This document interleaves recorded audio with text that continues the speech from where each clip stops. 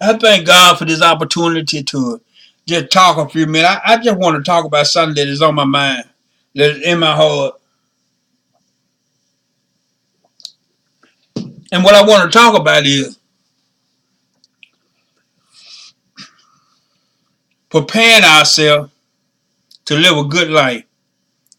Not necessary for the mark of the beast. People say put up food for the mark of the beast. Get in the country, get your acre or two that you can be ready when the mark of the beast comes. But that ain't what I'm talking about today. What I want to talk about is that we should never have gave our right away to prepare for our own self, to prepare our food, to raise our food, to raise our hog and our cattle. Now people say, well, that's nonsense. That's old fashioned. That's out of date. Well, you got people getting rich doing that for you. And they doing it in an unhealthy way as they can do it. And they doing it as fast as they can to get your money. They don't care if it give you diabetes. They don't care if it give you cancer. They don't care if what you buying from them is half rotten. It make them no difference. Longer they can turn that dollar over. Longer they can multiply their dollar in 100-fold. They'll sell you anything. They'll tell you anything. But when you say, I want to raise me some chicken myself, that's a basic thing. I want to prepare my own food, raise my own stuff. That is basic. And that is every human being responsibility to be able to provide for his family and those that is dependent on him and counting on him. I said at 10 years old in my mind, and I said it to somebody when I was 10. We were killing hogs. We used to stay on number 3. People from this area understand number 3 between Mohead and Inverter. We stayed out in a field probably like a quarter mile, and we raised hogs and chickens and so on. And I asked a question. I asked somebody, I don't even remember who I asked. I say, what would happen if they charge you $1 for a loaf of bread? And I'm 10 years old. And they really didn't answer me because they thought, well, what this child talking about? I said, you will have to buy it. Not understanding now, not understanding then what I really understand now. If they charge you $3 for a loaf of bread, which they're doing now, $2.50, $2.80, $2.89, up, and some of it is $3 a loaf, you're going to have to buy it if you can't produce it. If they charge you $3 a pound for pork chop, you don't have a hog, you don't raise your own hog, you're going to have to pay that $3 a pound. Then you're going to say, that's too much. Don't no hog cost that much. I paid this summer, this winter, $2.98 for a pound of squash. I think I got 2 squash, maybe, well, 2 squash pretty much. The way squashes reproduce, they grow so fast that they get hard on you, and you have to throw them away because you can't do nothing with it. And we paying $2, $3 a pound, $1.98 a pound in the summertime, when you can take your flower pot and you can grow it in a flower pot. But no, we ain't gonna do that because we say, man, my mama and them did that. That was hard work. They had to plant peanuts and watermelons and stuff. That was hard work. But you were more healthy in your body. And then you had plenty to eat. Because they made sure that they planted a variety of stuff, that you had a balanced diet. You had the right nutrition. They had a few apple trees or peach trees. We had peach trees. We had about 13 or 14 of them. And you can eat peaches. You can preserve them. You can put them in jars. You can put them in bags and freeze them. And you have food when winter set in. Now, these things that birds do, that hamsters do, that squirrels do, ants, they do this. They take their time in the summertime and they put food up for the winter. Honeybees do this. They get the flowers in the summertime, they nectar out the flower, and they take it to their hive and they process it. They have worker bees, they have queen bee, they have drone bees, but they working together so they can survive the winter. The grasshopper and the other wise do not do this. And when you go and look, you see the grasshopper. When the first sign of cold, he on the fence poles on a wire and he dead because he had not put anything up for the winter. But we as people, black people, white people, Chinese people, any race of people, we don't need to look to the merchants or the farmers to be able to have food for our family. When it don't take anything to get you a plot of land and plant you something that your family could have plenty.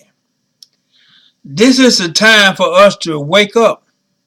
They say come to town, come to the city. You got people in the city, they may not understand the word town. Come to the city. You can't raise anything in the city. All you can bring in the city, you. And you get your house 3 feet, 5 feet, 10 feet from your neighbor. Front and back. Side. 10, 15 feet. You got 100 houses. And you wonder why people is tense. You wonder why people go off and they want to shoot their neighbor. You can't even have a conversation with your family without everybody else hearing what you're talking about. But that's what we done sell it for. Let's come to town. Let's come to the city. And we get some food the federal government got to give it to us. We got to be eligible for food stamp. So you can't use your mind and your wisdom that God done gave you. Because if you make too much, they're going to cut you off. And then you're going to have to find you a place to stay. Well, people used to struggle to buy them a house. If they had to get them a trailer house, they had a place where they can stay. And their family could be in.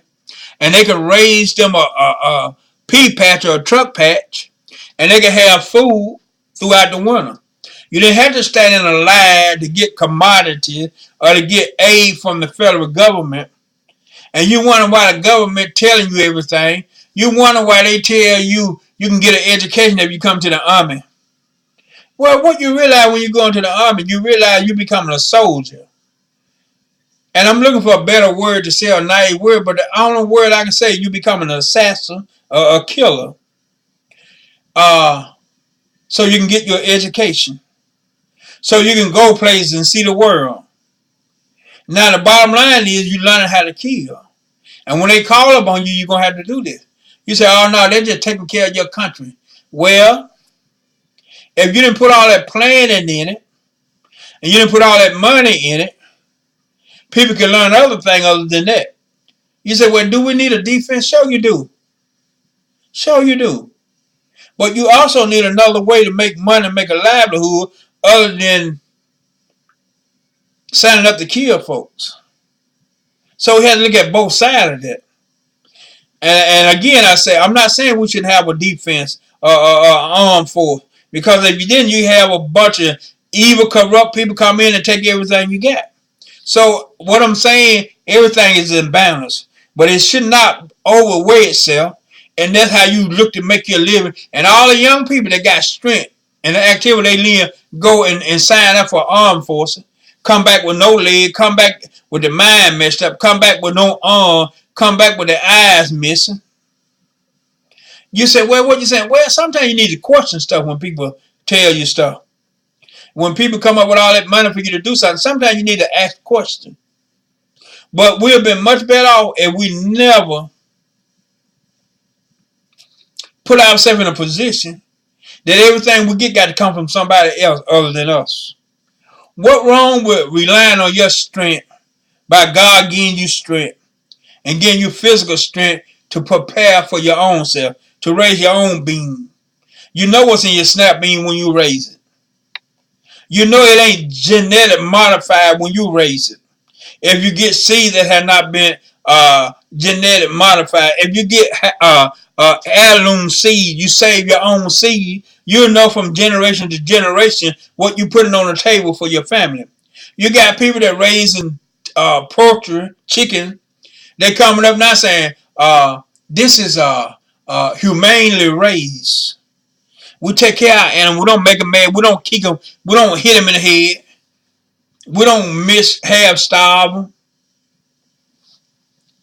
Say we let them run around on the range and they eat grass like God intended for them to eat. And we flock to that.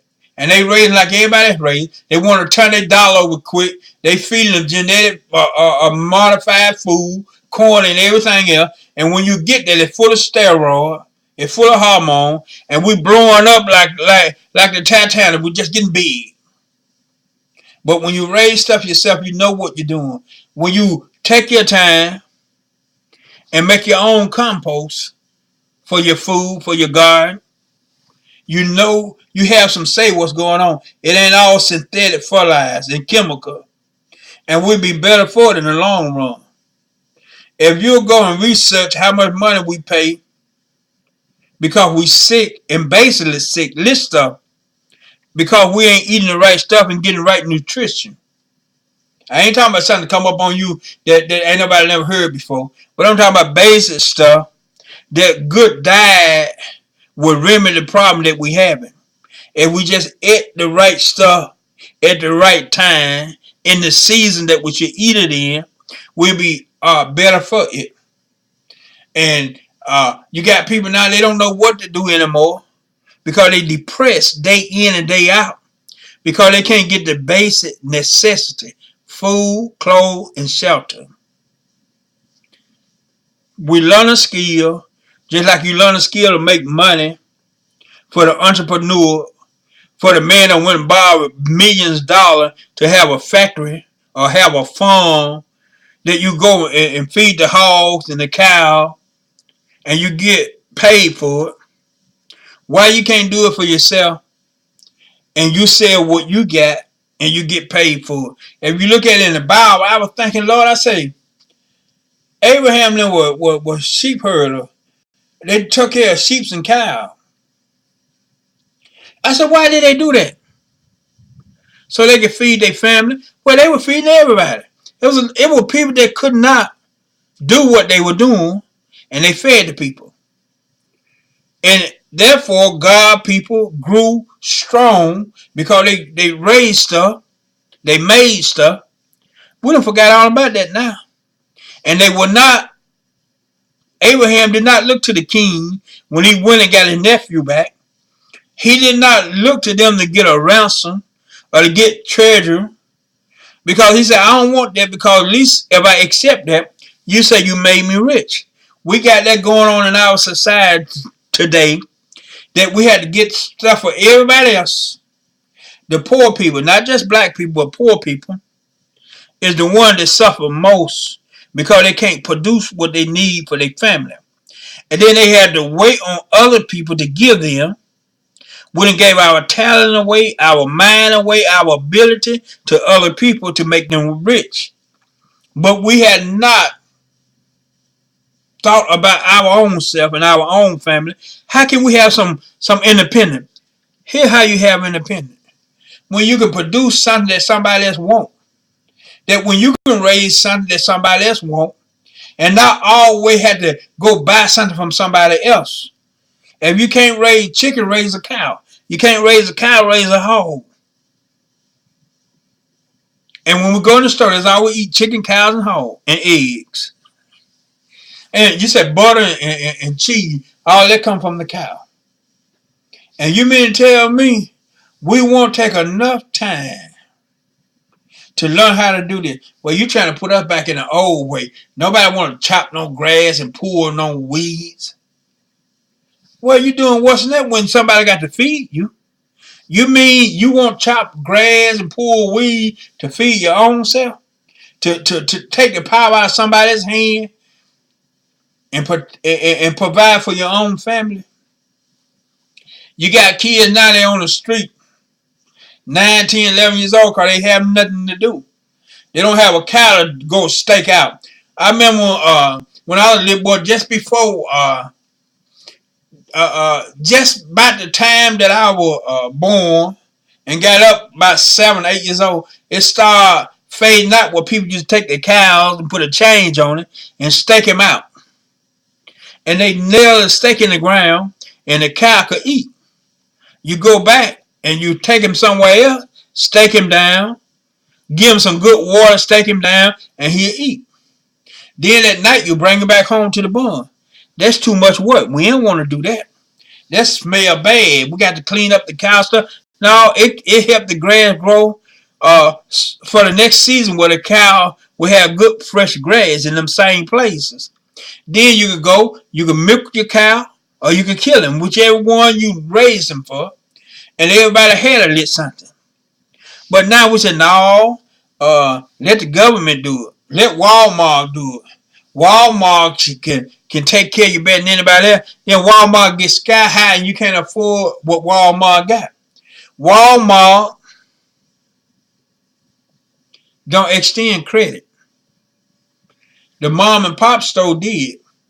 But now the mom and pop store is not here in most places because big stores and chains like Walmart and different other names, they done came and they done replaced all of that. And if you hungry, you just hungry. If you can't beg or borrow something, you just hungry. But if you took the time out to learn how to do something for yourself, put up some preserve, put up some apple jelly, put up some pear jelly, some plum jelly, put up some fig jelly, put up some preserve. That in the wintertime, you can set at your kitchen table, eat your egg, and spread you some preserve on your bread, and you be contented. And your body feel better for because you know what you put in your own preserve. You didn't just go put something in there so you can make a whole lot of money and go on. And that's what they do. They can have 100 cows, 100 chicken, 100,000 cows, 100,000 chicken, 100,000 hogs. And if something happened to them, a virus or a sickness break out, you mean to tell me you trust the nature of man to destroy 100,000 hogs, that he done put his whole farm up, that he can borrow the money to raise them? You gonna trust him that he gonna kill whatever he need to kill out and gonna put on the market the best meat, the meat that's disease free? If I know human nature like I know human nature, somebody ain't gonna do what they supposed to do. And you're gonna end up sick and don't know why you're sick. You're gonna have a growth in you and you don't know why you had the growth. So if you raise your own stuff, you can eliminate a whole lot of that. This just sound common sense, and I know you'll say, no, that's hard labor. That's hard work. It's harder work to work for somebody else, and you don't have nothing at the end of the day to show for it. You get sick, get a stomach ache, you got to go to work anyway. You're vomiting up, and you can't stand up, and you can't stay out of the restroom, but you still got to come to work.